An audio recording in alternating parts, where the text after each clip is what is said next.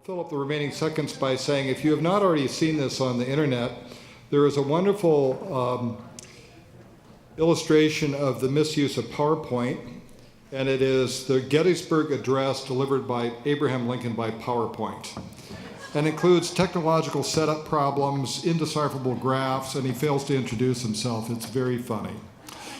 But instead of introducing Abraham Lincoln, I'm going to introduce distinguished living members of our panel. Paul McDougall is the Housing Policy Manager for the California Department of Housing and Community Development within the Division of Housing Policy. He joined the department in April of 2001 and has worked in the review of housing elements and land use related legislation for several years. Mr. McDougall received a Bachelor of Science degree in Environmental Policy Analysis and Planning from the University of California at Davis. And for those of you who have been even listening with half an ear, you know that path-breaking legislation was adopted last year, 3 separate bills in California that make it much easier to build accessory dwelling units. And if local governments don't develop their own ADU ordinance, they can seek approval through state permitting process. You also have heard references to Jordan Palmieri in the several opening sessions. He's a science and policy analyst in green building program at the Oregon Department of Environmental Quality. He's worked for the past 13 years on green building, forestry, water quality, and site cleanup topics. His current efforts focus on reducing the life cycle environmental impacts of building material consumption. He's worked on building code, zoning code, rating systems, material modeling, and local incentive structures to place the value of size on par with other green building practices. By the way, this work, when it was done and initiated with Jordan's leadership, was a very unusual topic, I think, to be taken on by a Department of Environmental Quality. And then joining us from Eugene is Tom Bowerman. Tom has a degree in architecture from the University of Oregon and has practiced in the field of architecture, urban design, and planning for 4 decades at the interface of development and environmental protection. He co-founded 2 land conservancy organizations. He currently directs policy interactive research, studying human attitudes and behaviors toward consumption and climate change. Bowerman is a member of the American Association of Public Opinion Research and a guest lecturer at the University of Oregon School of Law. He built his current residence 40 years ago for less than $3,000. And we'll touch on that in his discussion of small homes. So we've taken this topic, which really has many more facets than we can address today, and identified 3 major areas of emphasis. I've asked Paul McDougall to talk about the relationship between California's greenhouse gas reduction strategies, which are extremely ambitious. I'm involved in a project right now in California as a part of that strategy. And there, as here, infill and redevelopment is an important part of the strategy for reducing greenhouse gases. Jordan Palmieri, as you heard earlier, did pioneering analysis on the advantage of simply building small, which again has many sustainability dimensions. And then I asked Tom to take on a much, in some ways, larger, broader topic, which is these patterns of consumption. And as other people showed as well as I did this morning, we've had a massive expansion in the amount of house per person in the United States.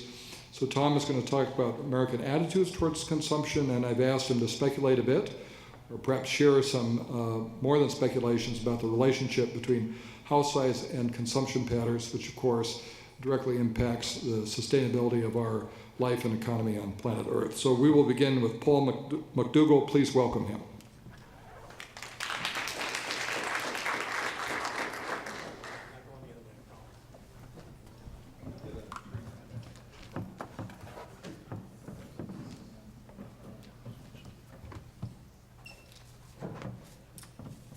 Thank you, everyone. I'm very glad to be here. It's my first time in Portland. It's a beautiful place. And thank you to the Building Small Coalition for allowing me this opportunity. I thought I was going to have some place to put this, but I guess not. But I would like to say one of the beauty of being the last panel is that everybody else has covered what you were about to say. So this should be really short. But anyways, just real quick intro for me. I'm with the Department of Housing and Community Development for California. We have 3 housing agencies, and generally what we do codes and standards for buildings and safety. We do loans and grants to local governments and developers, and then where I'm from is a Housing Policy Development Division. We're basically the policy and planning function for the Department of Housing and Community Development. So today I'm just going to give a quick glimpse of the sustainability framework for California, talk about a little bit how ADUs fit and some of the major gaps that we have, and some things moving forward. So first, You can be a chair for that. so no, that's okay. I'm good. So first, we have the state planning priorities. The state planning priorities basically kind of promoting the 3 big E's as far as equity, environment, and economy. And it kind of lays out 3 provisions. First, to promote equitable infill development where there's existing infrastructure, including transit. Second is to protect open space, environmental, agricultural resources. And then third is to have efficient greenfield development. These things are in our state law. They've been there since 2002. And we see them play out in various ways, mainly in our plans, our state plans, policies, and programs. So for example, you'll see those priorities, state planning priorities, in our state housing plan. It's called the statewide housing assessment. You see it in our statewide transportation plan, water plan, and you also see it in various programs such as like our planning grants and what have you. The state's climate strategies is dubbed the climate change pillars. When you break that down into components, it's about adaptation, it's about mitigation. And when we say adaptation, that's recognition that climate change is here, it's going to come even more, and we need to be ready for it. And so the state's major climate adaptation strategy is Safeguarding California. And if you look at the slide, that's that little piece in the far lower right-hand corner. And that's a statewide coordinating document. And basically what it does is it lays out, according to these different sectors, existing actions by state agencies and then future actions. And we're excited because for the first time in the draft Safeguarding California right now, there's a new sector called Land Use and Community Development. So there's a kind of a fresh focus on people and how we organize, relate to adaptation. So at HCD, we're part of that. And we're very, very excited about it.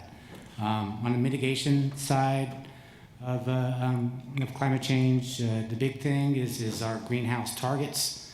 They were added in 2006 as part of AB 32, and later in executive order, and then finally state law. They were basically setting the targets for 40% of 1990 levels. And once those targets are set, that rolls into our various planning and investments. One of the big things is called our climate change scoping plan. But also you have various programs through our cap and trade program, the Greenhouse Gas Reduction Fund, which is essentially a carbon tax that can be used for a variety of activities, and most importantly for us at housing is the Affordable Housing Sustainable Communities Program, which is basically equity TOD development funded by cap and trade. So a big deal for us. So this is all statewide level stuff, but how does that get down to the regional and local level? It's super important, and that was basically kind of linked up by something called sustainable community strategies. Sustainable community strategies were added around 2008 by this bill called SB 375, and basically what that is coming down to the regional level, MPO level, COG level, a land use scenario that can achieve the greenhouse gas targets. That land use scenario is coupled with what we call CEQA streamlining. CEQA, has anybody heard of CEQA? One person, that's not bad. It's basically our environmental review. Usually it's accompanied with a grimace, especially for developers. It can be a long, uncertain process, but it's a big deal for California when you can streamline CEQA. So SB 375 was accompanied by CEQA streamlining. It was also accompanied by requirement that funding decisions were to be made in a way that's consistent with the SCS. So this is the mechanism for to get to the local government level, where you have a regional land use scenario, but how do you encourage the behavior, the land use changes to get to those greenhouse gas targets, and its mechanism is primarily through funding to encourage that. But there's also another thing where finally, 15 layers down, this is where I get involved. It's called the housing element, which is a piece of our general plan. You call them comprehensive plans. And in the housing element, there's a fair share allocation. And a fair share allocation is a projected need that goes to a local government, and it's by income group, and they have to identify sufficient sites for that. So that fair share allocation is distributed in a way that's consistent with the SCS in order for us to achieve our greenhouse gas targets. So that's our sustainability framework in a glimpse. So how do ADUs fit? The shoe fits, I believe you say, wear it. And no Disney fans out there? Come on, But anyways, so for us, when you think about ADUs and you think about fit with sustainability framework, it basically checks all the boxes. So for example, our housing, we don't necessarily have housing goals with conforming hierarchy and different things like that. But in our statewide housing assessment, we do have various options for discussion to promote or facilitate conversations around policy ideas. If you're to kind of mash all that together, it comes down to promoting and streamlining a strong supply of affordable housing choices in strategic locations. And if you think about all those elements, ADUs checks the box on every single one. Supply, there's no doubt that California has a huge potential. Some have estimated that we could get upwards of 800,000 ADUs statewide, pretty big number. That's basically taking 10% of the 8 million single-family detached homes in the state. 5%, just a nice conservative number, that's 400,000. But I think a better number is somewhere around 20% and well over 1 million, and that's hopefully our target for the future. But either way, ADU is a good fit in terms of supply, good fit in terms of affordability. Also, when you think about the state planning priorities, it's about equity, it's about infill, it's about open space preservation. It hits each one of those very strongly.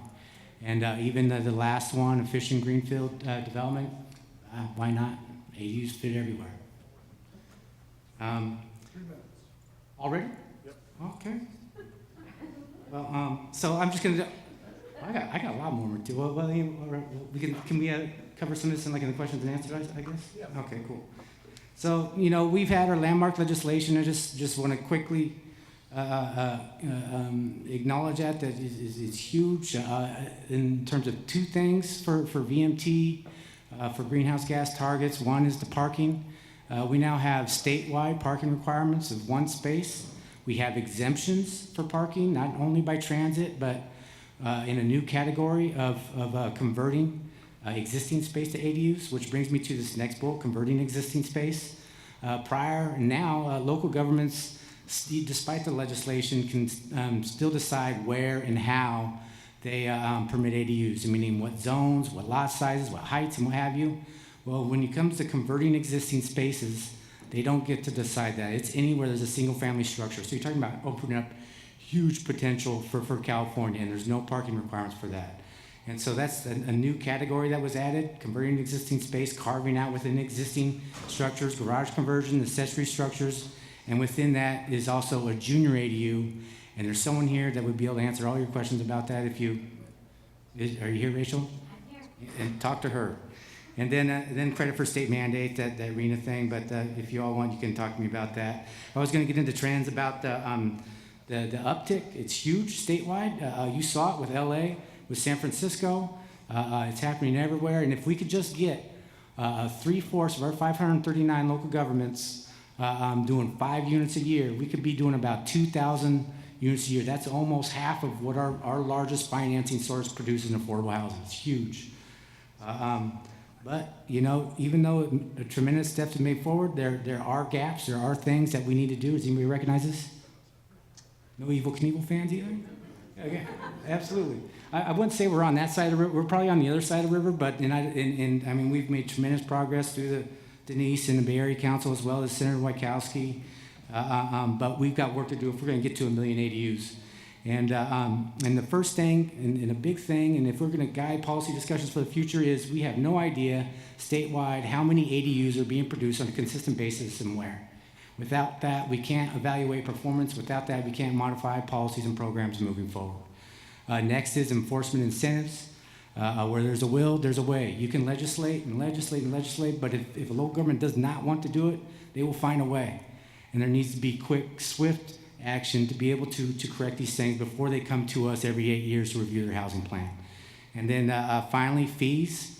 This is huge for us, even though there's some great progress in terms of water sewer fees and making sure that those fees are charged in a way that's proportional to the size of the structure. We still have other impact fees. We have traffic, we have school, we have park in California. Impact fees can be at least $80,000 a unit. That's a stopper right there. And so what are we going to do about that? So anyways, moving forward, one of our sister agencies, Cali HFA, they have carved out $25 million, going to be creating a local assistance program. Us at HCD, as part of our notice of funding availability process, will continue to try to untangle the various regulations and statutes that we have on our programs to hopefully prioritize ADUs. And we also have the governor's landmark housing package that recently passed. It has some funding programs and some great opportunities for us to promote ADUs. Technical assistance. We've developed model ordinances and a memo and various things like that, but we want to take that farther, and so we're going to continue to turn over every stone. One thing that we're thinking about is maybe having some sort of model or a template, kind of handbook, so each local government can easily create kind of a way to help homeowners navigate their entitlement process. Improve reporting. We are starting to cook reporting requirements. We have something called a general plan progress report, so everybody has to report on that. Unfortunately, only 50% do it. So that gives us production by income group, but it's not all the jurisdictions. Well, recent legislation has shored that up, and we continue to cook that into our programs, that if you want the money, if you want the planning money, you don't get it unless you do your reporting on your production. And that includes ADUs or will in the future. And then finally, education awareness with our agencies, and the hopes that we can continue to collaborate like you great folks and moving forward and in promoting ADUs in California as well as the nation. Thank you.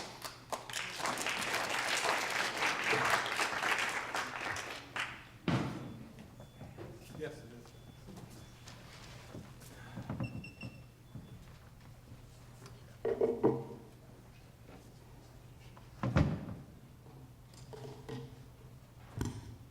Hi, everybody.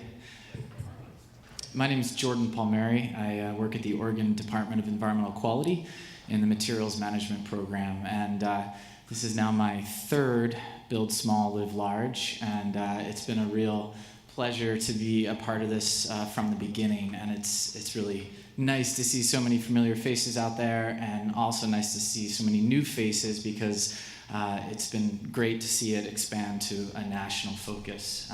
I've learned a lot today from a lot of people I've never met before, so this has been great. So let's see here.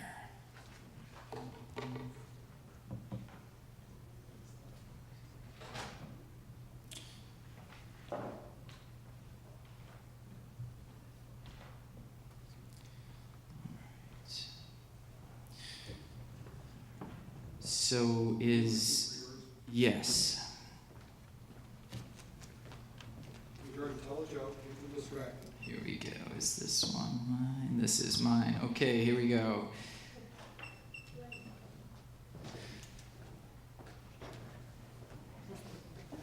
Right, here we go.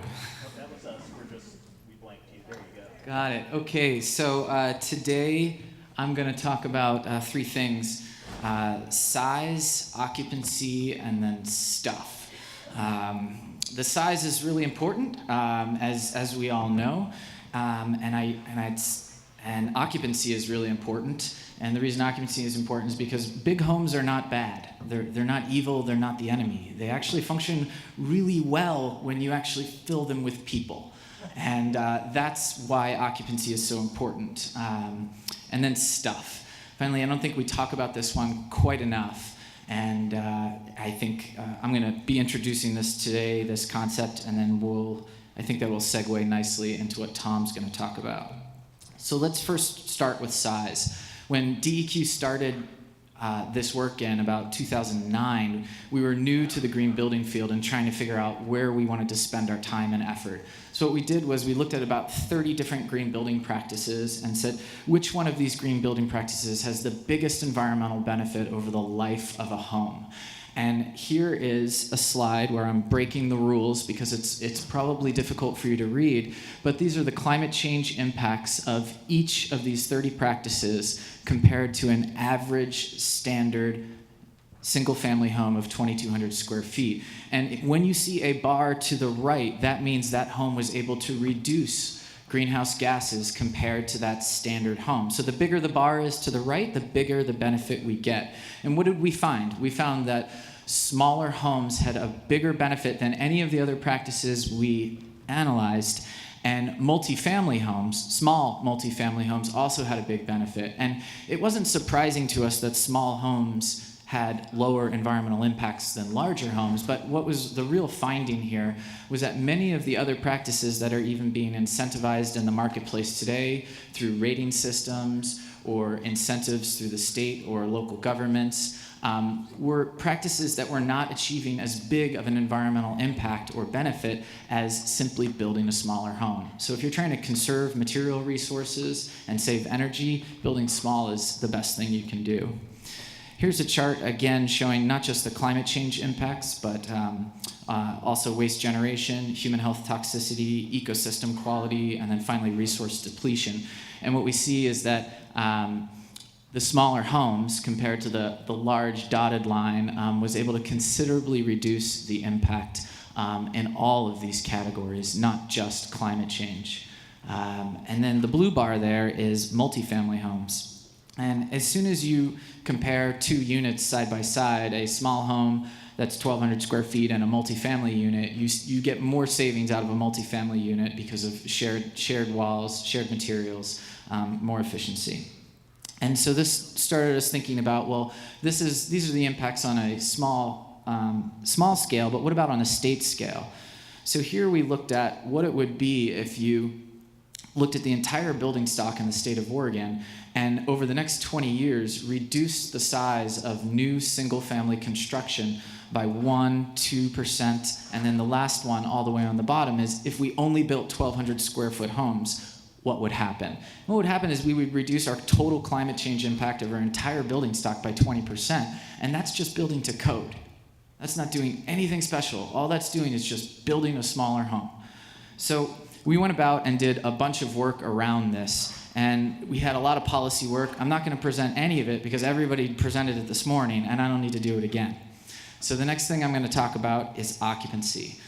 Why is occupancy important? Well, in the state of Oregon, here are the share of households by size in 1960. Pay attention to the 1- and 2-person households, the blue and the red. 1970, 1980, 1990, 2000, and 2010. So our household sizes are going down, our actual home sizes are going up, there's a mismatch.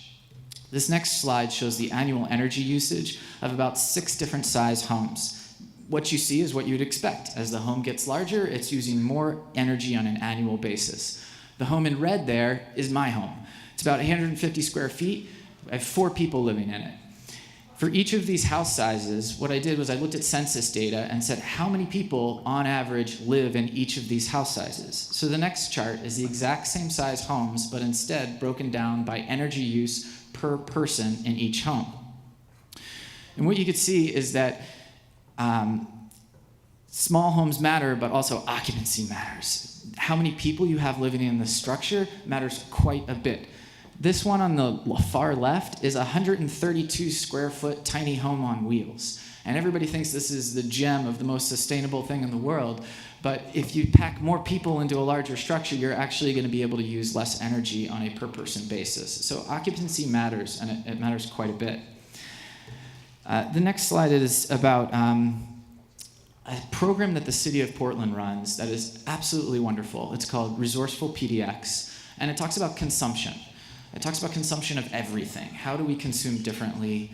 How do we reuse our items? How do we repair them? How do we fix them? And one of the segments they have on their website is about your home. Every couple of years, the folks from the city of Portland come to me and say, Jordan, what do you think? What is the number one thing you would recommend for someone trying to live a more sustainable lifestyle within their home? And every single time they come to me, I say, get a roommate. And they just kind of laugh, and they're like, oh, no, really, what would you recommend? Get a roommate. And if you're going to do one thing, that's what I would recommend. And they still have yet to actually post that on the website. I don't know why getting a roommate is controversial, but nevertheless, that's the recommendation I give year after year. The next thing I'm going to cover is stuff. Now, stuff is kind of a difficult topic. You know, we all need a certain amount of it. We fill our homes with it. Sometimes we fill storage units with it, our garages with it. It just is overwhelming. A lot of what we do in the materials management program is try and reduce the environmental impacts of our consumption over our entire life cycle of those materials. I started working on building materials and all the small home topics because we started asking, how can we reduce the environmental impacts of building materials over their lifetime? Lo and behold, using less of them is the best way to do it. So I'm going to show you a couple of things about greenhouse gas inventories, and we'll walk you through what the environmental impacts of our stuff is that we put in our homes. This is the nation's U.S. greenhouse gas inventory in 2006. And what we see here is a pretty typical pie chart of annual greenhouse gas emissions, and this is kind of how people think about greenhouse gas emissions. Electrical power industry, transportation and industry, those are the bad actors, right? Commercial buildings and residential buildings, slightly smaller piece of the pie, and then waste. This is the disposal of waste. There's only 2% there in red. Now, where is our stuff? Where in this chart? Where are the chairs that we buy for our homes? Where are the tables that we put in our homes? Where are the curtains? Where are the windows? We do count those, and they're everywhere in this chart. And so when that's part of the problem is when we start thinking about how do we reduce the environmental impacts of our stuff, it's really hard to focus on strategies when your entire analysis spreads the stuff all over the place. So EPA has done something pretty creative, and we have copied this in the state of Oregon by looking at a greenhouse gas inventory from a consumption standpoint, and it's called a sectors-based view. I'm only going to show the national chart. I'm not going to show the state of Oregon chart. But this next pie chart is the exact same emissions from the last one, but reorganized based on sectors. And so while we weren't able to find the materials, here's how the materials show up now. We find that the provision of goods and materials and the provision of food accounts for 42% of our nation's greenhouse gas emissions. That's all the stuff that we put in our house. That's all the stuff that we see around us. And so in one way, if you looked at the last chart, you'd think, oh, electrical power industry, transportation, that's where we should be focusing our time and effort. But when you reshuffle the same exact data into sectors, you can see that it's the stuff that we buy that makes quite a big influence. Just a couple of more slides here. So we were interested in the impact of the stuff that we put in our homes compared to the actual materials used to build the home and the operational greenhouse gas impacts of using that home.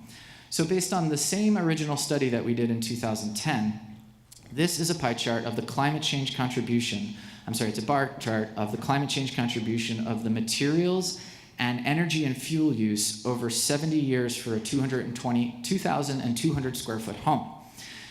Now, on the left, we have all the impacts of the materials. The bottom blue bar is all of the original materials used to construct the home and all of the replacement materials over 70 years. The orange on the top is all the stuff that we put in our house. And we got this data from the state of Oregon's consumption-based greenhouse gas inventory. So we looked at well, what are the things that we put in our home? And we tore out each an individual category, and what's not included in here is food, because no matter what size home you have, you're going to have a constant of food throughout the home. And so the point here is that when you compare the impact of materials, both the building materials and then all the stuff that we put in our home, to the actual impact of energy use over the 70-year life cycle of a home, they're roughly equal. So we spend a lot of time and effort on energy efficiency, and we should be, because it's really important. But the time has also come for us to be spending more time on our consumption patterns. What are the impacts of the things that we buy? What are the impacts of the things that we put in our homes? And being in a conference right now that's talking about building small and living large, I don't know how we can't talk about that topic. Do small houses limit our consumption? I'm not too sure. And the reason is because we've got a lot of these around. I don't know about you, but I've been seeing these go up everywhere lately. So I really challenge all of us to think more about small housing, not just as energy and materials, but also as a way of living and a way of thinking about our consumption patterns. That's all I got for you. Thanks a lot.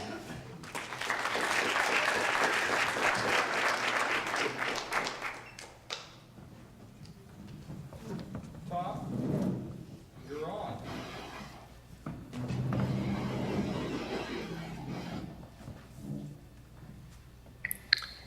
So, Ryan, can you hear me? We can all hear you.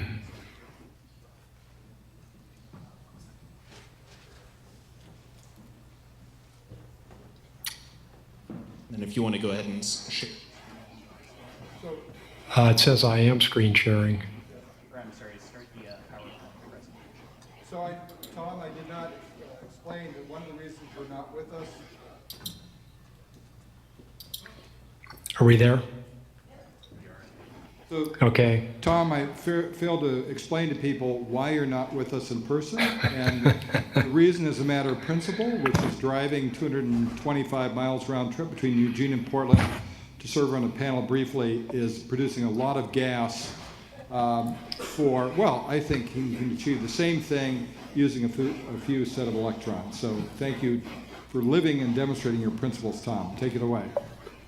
Well, thank you very much. I'm going to move right into this quickly. For some reason, the video that came up here, and I'm going to take a quick check here. Escape, go back. I have a feeling that I need to get a different one up here. Okay, and that is this one. And start show from the beginning. And here we are. And we're here talking about housing. And this lead-in shot shows a conventional 2,400 square foot house. And the picture on the right indicates some forest land, housing being a significant consumer of wood products. The exhaust from cars having to do with the way that we organize our lives, and the coal extraction device that you see on the lower right, rather dramatically moving from one strip coal area to another one across a highway, being a great chance to take a shot. But I want to begin with a project that we've been working on for the last almost 10 years. 9 years we've been doing opinion research having to do with the conundrum of climate change. And our general hypothesis is that we're looking for areas where there's large segments of agreement across ideological, political, and various demographic divides. And one of the ones we found back in 2008 when we were doing some value surveying, to a question in a survey was, our country would be better off if we all consumed less. And we hit 87% on that, and we knew that needed to be investigated a lot more deeply. And we spent quite a bit of time, probably 4 years, going into that extensively. And but we kept asking that question. We've probably done 15 surveys where this question has been in there. It's been done by us. It's been done by other researchers. The upper one is DHM Research, which runs a survey for Oregon Public Broadcasting. You can see that 3-to-1 ratio on consume less versus grow the economy. San Francisco State University, we worked together on a project, 71% consume less to 23% grow the economy. That's a national survey. Another national survey that we've run with another colleague researcher, another 2-to-1 ratio. So it keeps coming up, the strength is there, and we've organized it a lot of different ways, but it's really related to this particular aspect, that this is a graph or a chart of national greenhouse gas emissions, and you can see that we're right here at about this break line where this blue line kind of runs out. This is the business as usual projected CO2 emissions from the U.S. Energy Information Agency, and they show a little bit of an uptick here. This is where we are right here, and there are 3 alternative pathways to achieve climate stability. And so this is where we are, and in fact, we're out here right now, and we're not going down right now, we're actually climbing a little bit. So to be able to get onto these pathways is a huge challenge, and I think that's really what we're talking about here. But we need to be on a trajectory like this to be on a worldwide personal consumption carbon budget. And you can see this is the trending, and this would be kind of the world, somewhere between 4.1 tons of carbon emissions per capita, going down to about 1.5 tons of emission per capita. And this is the business as usual, this gray area. So this would be where we're going, and this is where we need to be going. And one of the problems we have in this country is the USA is, the average using governmental statistics is about, average per capita is about 16.5 tons. We get a lot of pushback from certain legislators that say that China is now the biggest carbon emitter, and so why should we do something? And our retort is that the numbers of people count for something, but there's another twist to this too, and that is that if you take how much we consume on imports from China and lop that off the top of 2.4 tons of exports, and when I say the USA, I mean the other industrialized countries, including the USA, we're at about a 4-to-1 ratio of, we're exceeding China's per capita. They're down there in the upper end of that, what is a number of researchers say needs to be about 2 to 5 metric tons per capita to achieve climate stability. And so I started off with this little set by talking about the attitude in our state or our nation, which is really relatively high, that we need to consume less. However, we're not on that trajectory. And I'm not going to go into this in detail, but we have some slideshows or some papers that goes into this extensively, more in the political psychology, behavioral psychology aspects.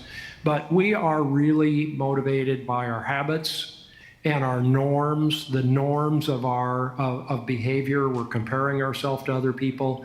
And one of the things about the small house movement that's so interesting is that we are working on this to broaden the norm of what's acceptable housing.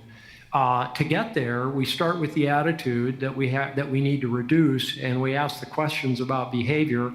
And then we say how to reduce what really counts. And I assume, and I've already heard a couple of your speakers since I've been here talking about, we need to start talking about the big stuff, the driving, the flying, the house size and the efficiency standards. Heating large spaces is a huge energy consumer. And then the consumerism, both conspicuous and hidden consumption, of which there's plenty. Now, I was given 12 minutes, and I'm going to dash through this, so I'm going to skip and weave.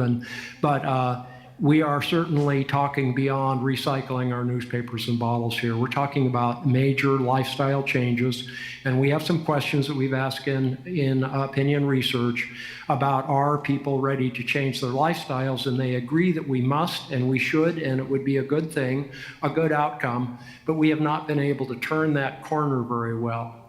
Now, focusing right down on the single family house, and you heard this before, since 1950, on a square foot per person, we have increased the square foot per person on the house size by 263%. And I grew up, I didn't grow up, I started my youth, my very babyhood, in a small house of 250 square feet in Eugene, right beside Hayward Field. And it was an army housing that my family of 5 moved into when they moved up from Medford. And I do not recall that being a particularly terrible experience. The average U.S. single-family home built in 2000 required 19 tons of concrete, 13,800 board feet of lumber, 3,000 square feet of insulation. In 2012, around 24% of all wood products consumed in the U.S. were for residential construction. I'm going to skip to the next one, which I think is one of the most interesting, is that notwithstanding the current best code requirement specifications, the average 2,400 square foot home has a life cycle carbon emission of 7.4 tons of CO2 per year over its 50-year life cycle analysis. And here we are, we're talking about getting down to around 4 and then declining from there. And just the house itself is reported here in this study to be 7.4 tons of CO2. That's not counting our driving habits, our eating habits, all of the other things that come with it. So I think that there's a lot to be said for personal experiences and these kind of messages that come from people that have been working on it, which I have been for some time, and using the carbon calculator, which is called the Cool Climate Calculator. I calculate my emission at 2.4 tons per year. Between me and my wife, we double that, so it's 4.8. And that's one of the reasons that I don't get on a train or a bus or a car to attend a conference, even though I would love to be there. I'd love to join you. And Robert is right that that is a motivator for me, because I am trying everything I can to kind of walk that talk. For the 2.4 tons, I actually buy carbon offsets. In fact, I actually purchase 10 tons per year at $100, and that I have some papers to share with you if that's an element that interests you about how to do that and why it is not equivalent to Christian indulgences in the Middle Ages. I lived on a commune as a young man, and this is the housing that was very common. We had 15 houses, very similar to this, very low key, very tiny house. This is a house that I moved to after the commune disbanded, and it's a 450 square foot house in one of the older communities in Eugene. This is the house that I live in presently that about 35 years ago I built it for $3,000, and then I did a 10-foot addition when my boys were at the university. Growing up, teenagers, and that addition right here added $10,000 to it because I hired work to come in and do it. It works for us, it's comfortable, and right now I'm working on microhouse villages. This is the Opportunity community. It's 33 units. They range from 80 square feet to 150 square feet. They have no plumbing.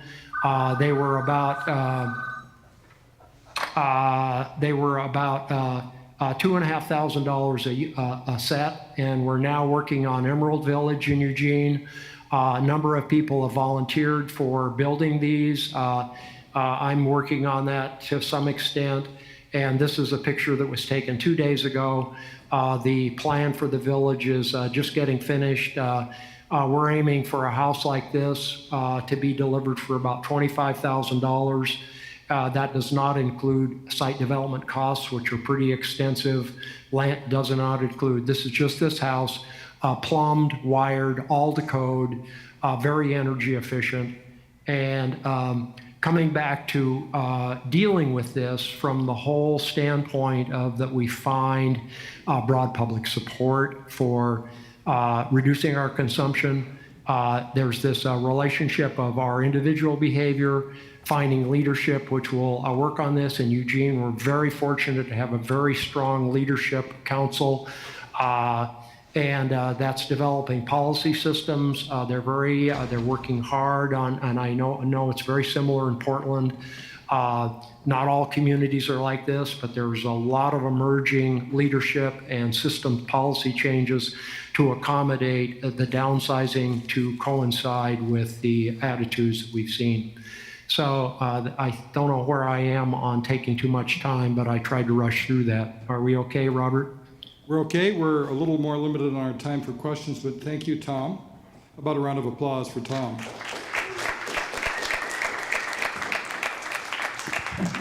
Questions for our panelists?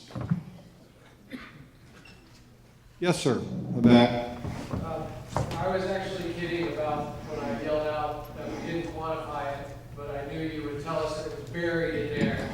Wasn't obvious. But I guess my question is, given that we have a strongly capitalist society and that consumer spending now essentially props up our currently robust economy, would you say that a message of less consumption is actually not a helpful message to our economy? Maybe we look more towards the cradle concept of keep shopping, but let's figure out a way to make stuff that we can just melt it down and make more stuff for you down the line.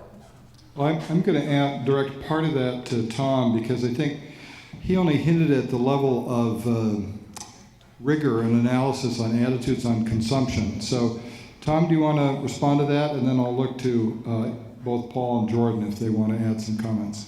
I could not. I could hear somebody very faintly, and I couldn't pick up a word they said. Well, let's see if I can correctly capture the essence of the question, which was, as a capitalist society, a lot of our economy is based in producing and consuming things.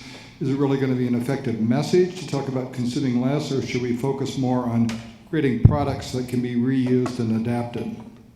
Well, I actually think it has to be both, and I don't think we're going to be able to successfully address the issues around climate change unless we're willing to tighten our belt and address that. But that's just an open question, and I'm certainly willing to put a lot of energy towards sustainable products. But a 10,000 square foot house is just one of those things that it's really hard for me to understand why somebody needs that amount of space. And even at 2,500 square foot house, that's just my personal view. And I know that I don't know. I think it's just we're in an evolutionary stage. We used to live in 700 square foot houses, and the people that I've talked to, I don't know, I could go on. It's just, I just don't know the answer to that other than that some people are going to try. So, Tom, just something I've learned from you in prior conversations is one of the things that's important about your findings is there's a disconnect between what people believe in their behavior, but it crosses all demographic groups, both party lines, is feeling about we consume too much, and it's not a good moral foundation. So I will leave open this question about whether that is an opening for a change in public attitudes that can be reflected in policy. Jordan. Yeah, so if we want to meet... Mike, and back to you.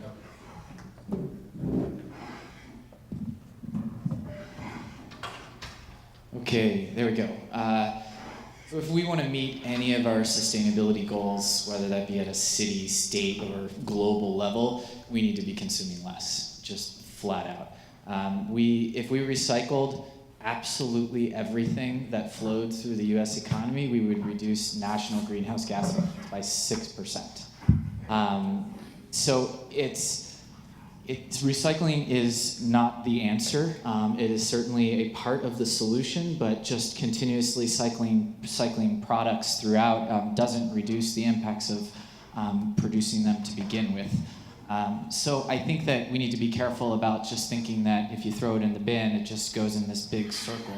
This concept of circular economy is really hot right now, but I think recycling has considerable limitations. When we think about other aspects of consumption and how to balance that with the economy, a lot of people think about how to consume differently instead of just toting the line of consume less. How do we consume services rather than products? How do we gift experiences rather than things? How do we think about products to be more durable and repairable? How do we have there's legislation throughout Europe about right to repair. DEQ's giving grants out left and right around tablet and iPhone fixing kits, like trying to get mobile repair units out to have products last longer. So I think there's a lot of ways to spin the conversation about how to consume differently, because you're right, it is very political and difficult to just flat out say you need to consume less. Paul? Another question?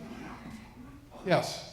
I had a question just generally about how you see sustainability in ADUs, and I think it hasn't really been touched on in longevity.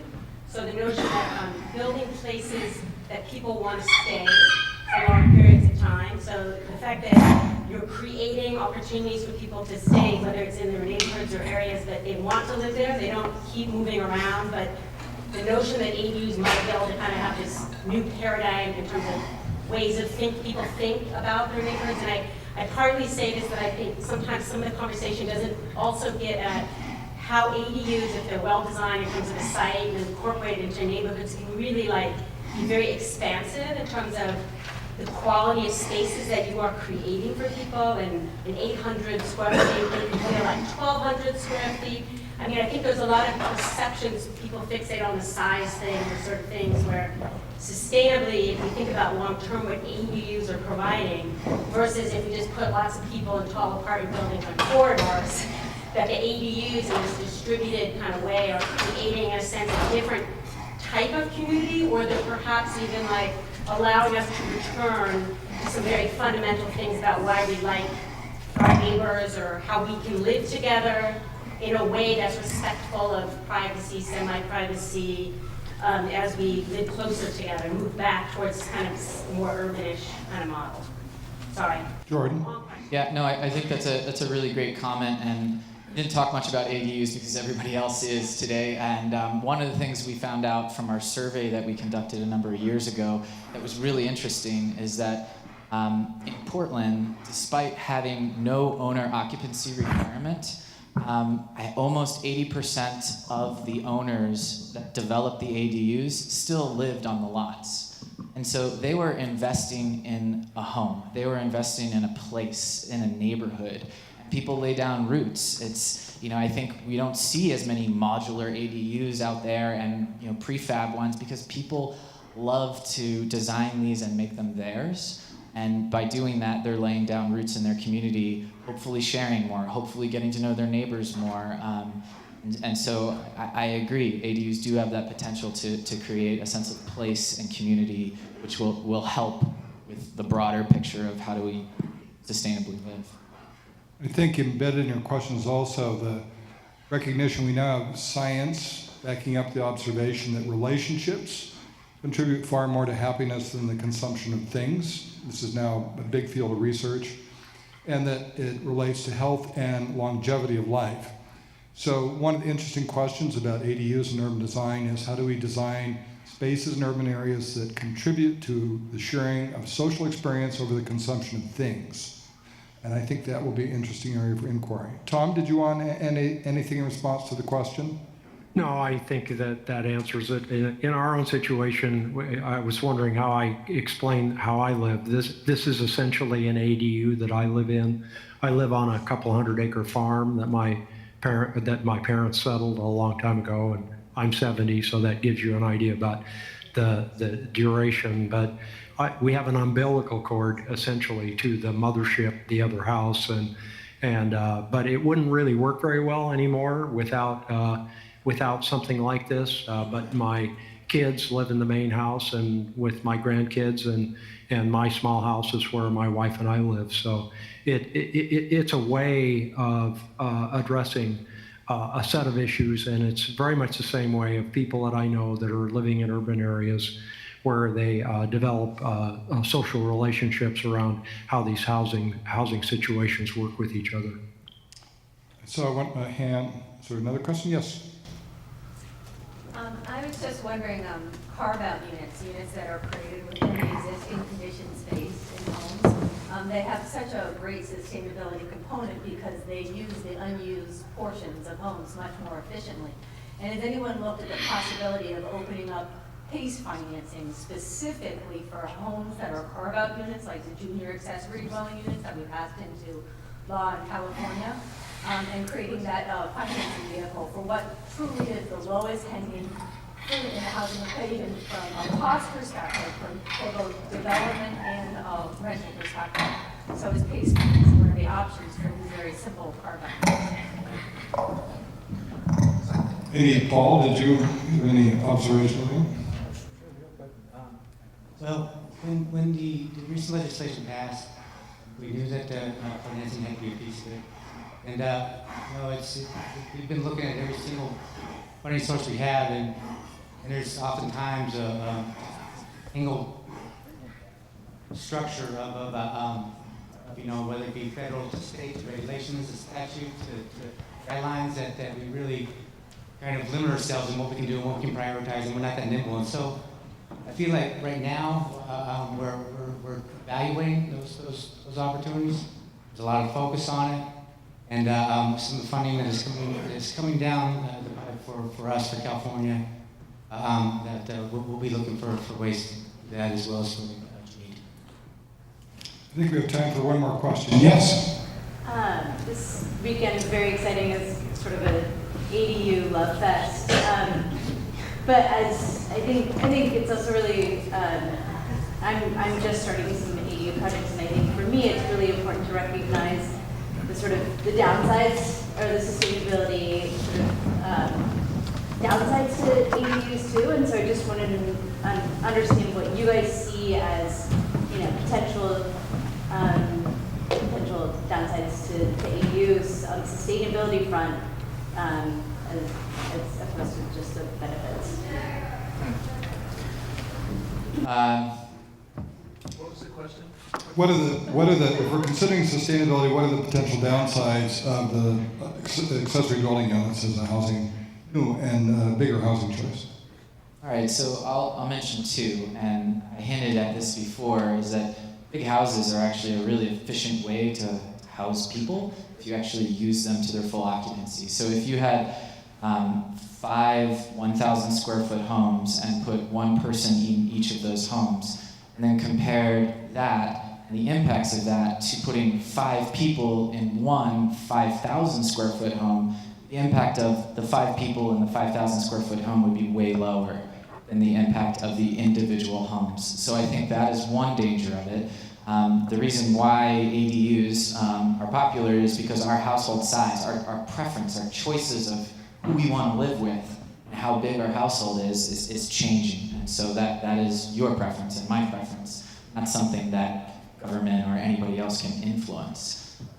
So that's one downside. And then I think the other downside is affordability.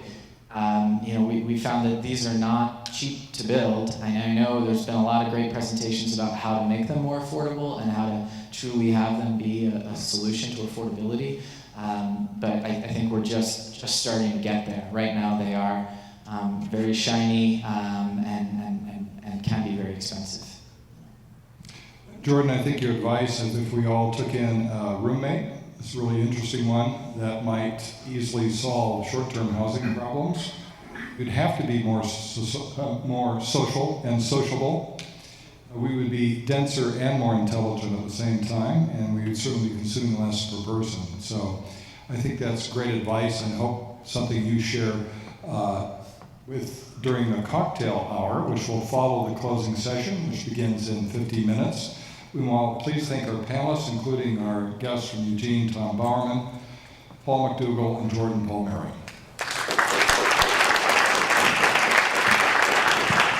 Thanks, Robert.